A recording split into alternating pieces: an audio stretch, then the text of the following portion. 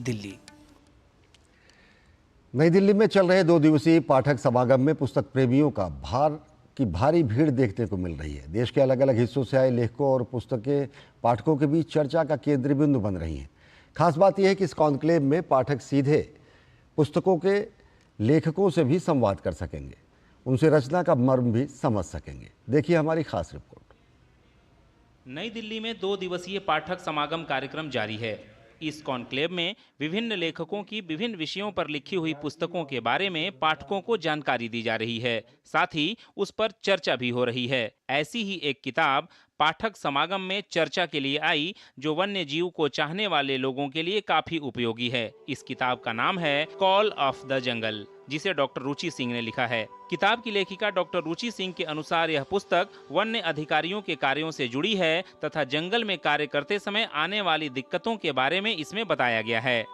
ये किताब जो है ये एक इंडियन फॉरेस्ट सर्विस ऑफिसर के ऊपर, उसके करियर के ऊपर है। कैसे वो एक लेडी फॉरेस्ट सर्विस ऑफिसर नौमी सिंह नाम है, उनके ऊपर है। ये पार्टली फिक्शन है बट बेसिकली ये पूरा उसके करियर में शुरू से लेके एज अ प्रोबेशनरी ऑफिसर से लेके जो बिल्कुल सीनियर मोस्ट हो जाती हैं, डायरेक्टर जनरल होती हैं पीसीसीएफ रैंक में, वहाँ तक के उनकी करियर जर्नी पे है।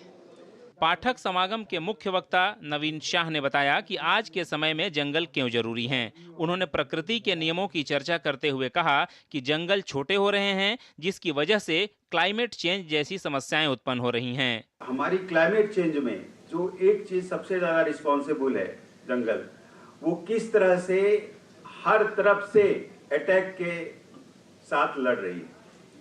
जो अभी का मॉडल है, डेवलपमेंट है, वो भी एक तरह से समझिए कि आप फॉरेस्ट के अगेंस्ट ही है ना। इसको भी झेलना, किस तरह से कॉल ऑफ जंगल, किस तरह से ये टाइगर अपने आप को बचा रही है ना। मैं तो ये कहता हूँ कि फॉरेस्ट का सबसे बड़ा रक्षक तो टाइगर ही है। टाइगर रहेगा तो मतलब फॉरेस्ट रहेगा।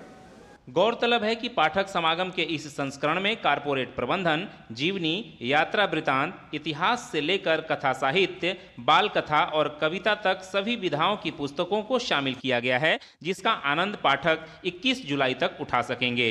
Vikramjit Singh, DD news, Delhi. और संसार की सबसे पुरानी सभ्यता